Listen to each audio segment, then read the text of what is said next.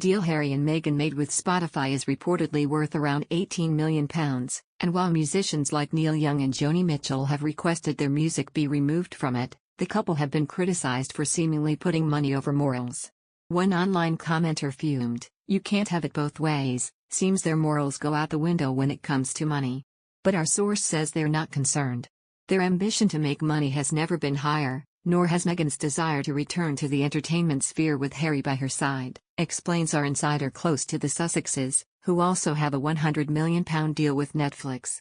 There was no way she would pull out of the Spotify deal, it's worth too much. There's not a week that passes when they're not getting tapped up by businesses and individuals who are willing to essentially write blank checks in return for endorsement. They're aware of the narrative that they're trying to make a cheap buck at all costs, but they turn down a lot, and at this point, the criticism is just water off a duck's back. They see no need to defend themselves and are just focused on building a successful dynasty for their family that can last for generations to come. They're very ambitious and don't see any problem with making big money, provided they stay true to their ethical values and conduct their business respectfully. It was also reported last week that Meghan may be about to relaunch her successful lifestyle blog, The Tig. The mum of two had originally closed down the website after getting engaged to Harry, but it seems the Duchess has applied to reinstate the trademark.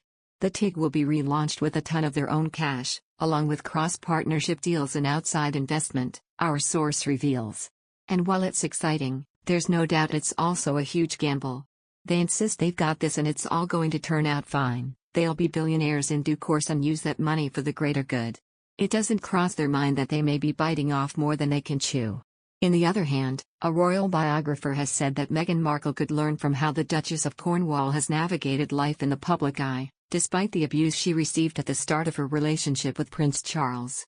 Angela Levin, a royal commentator and author of several biographies of senior members of the family, spoke to GB News today after Her Majesty gave her blessing for Camilla to become Queen Consort when Prince Charles ascends the throne. Comparing the two women, she described Meghan Markle, the Duchess of Sussex, as a difficult woman who is not somebody who wants to work as a team. In an interview with Eamonn Holmes and Isabel Webster, she compared the Duchess of Cornwall to Prince Philip in his commitment to the Queen and her duties. When she's with Prince Charles, she takes a backward step and she's there to support him, rather like Prince Philip was, Angela said. She doesn't try to interfere, she doesn't try to outsmart him, or rush ahead and shake hands with whoever is there. But she has opened up during the pandemic with loads and loads of Zoom calls, talked to people, and she's got this great sense of humor and they have warmed to her. The public has seen her in a way that they never have before.